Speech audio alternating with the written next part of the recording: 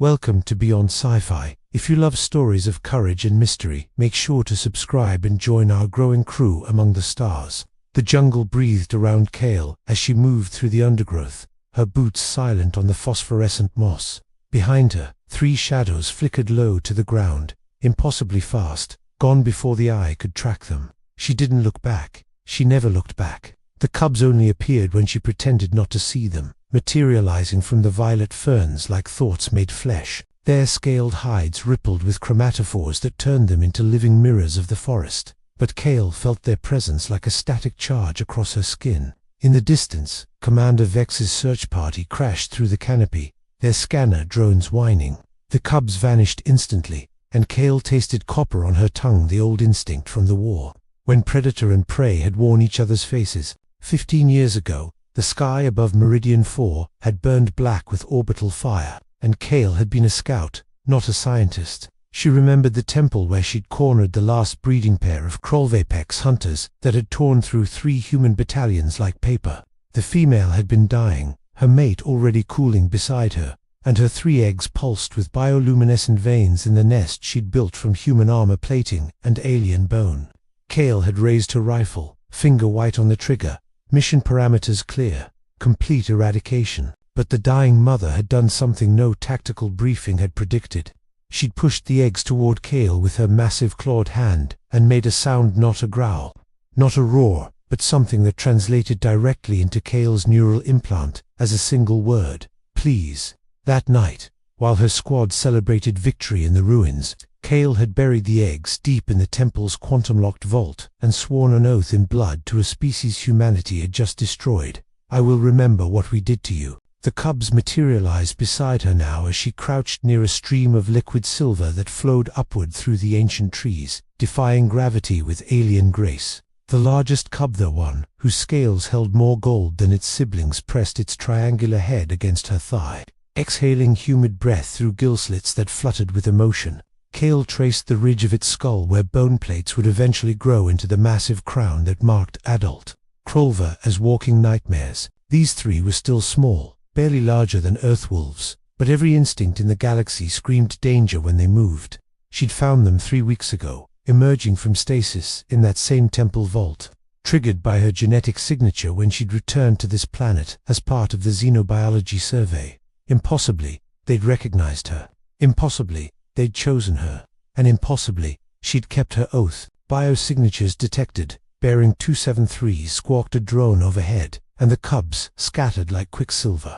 Kael stood slowly, raising her hands as 4 alien security officers materialized from optical camouflage, their chitinous armor clicking. The lead officer was Siren, a Valkyrie whose compound eyes reflected Kael's face in 1,000 fractured images. Step away from the restricted zone, Dr. Kael. This area is quarantined. Behind them, she glimpsed the research encampment's lights through the trees' walls of hard light and sensor nets designed to capture and study the planet's most dangerous species.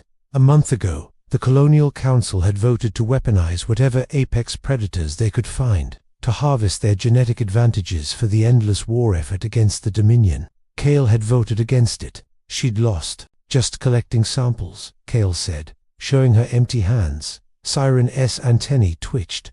Your tracker shows you've been off-grid for 6 hours. Your neural activity suggests. The officer paused, mandibles clicking. Significant emotional distress. Report to SciFi immediately. As they escorted her back to ward camp, Kael caught movement in her peripheral vision. Golden scales against shadow. 3 pairs of eyes tracking her from the canopy. The cubs followed at a distance the sensors couldn't penetrate, moving through spaces between scanner sweeps, navigating by instinct and something else, something that looked like love, but tasted like vengeance deferred. That night in her quarters, Kael accessed the war archives on her private terminal, watching footage she'd seen 1,000 times.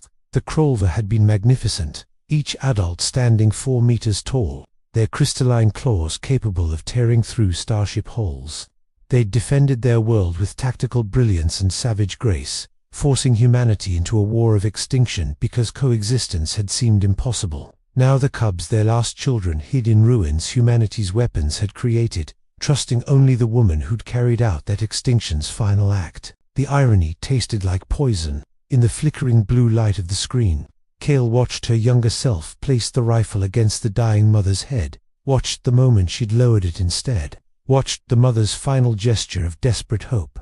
The recording showed what happened next. Kael carefully gathering the eggs, her hands shaking, her face wet with tears she couldn't explain to her superiors. The alarm shrieked at 0300. Kael ran toward the commotion in her sleep clothes, pushing through gathered scientists and soldiers until she saw the containment facility's walls melting under bioacid, and the cub surrounded by a dozen armed officers with neural disruptors raised. The largest cub stood its ground, scales flaring with warning colors that painted the night in hostile reds and golds, while its siblings flanked it in perfect tactical formation. They'd come for her.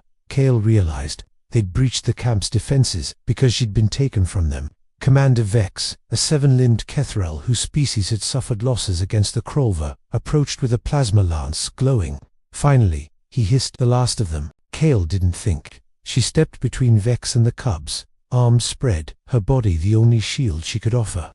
"Stand down." Her voice carried the authority of someone with nothing left to lose. The commander's eyes narrowed all 7 pupils.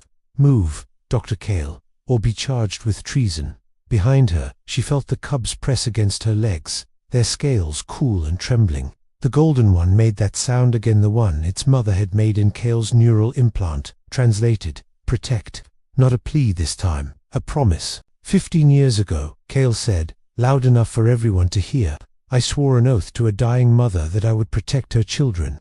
I swore it in her blood and mine, in a temple built by species we barely understand. With words that bound me through technology, we excavated and installed in our own heads." She touched her temple where the translator chip pulsed. "These Khral'va aren't weapons, they're orphans, and I'm the only parent they have left." She turned to face the cubs, kneeling slowly, offering her throat the way their mother had taught her in dreams that felt like genetic memories.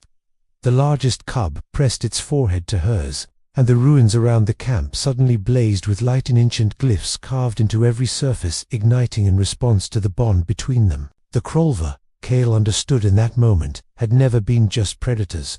They'd been guardians of something older than the war, something written in the planet's bones.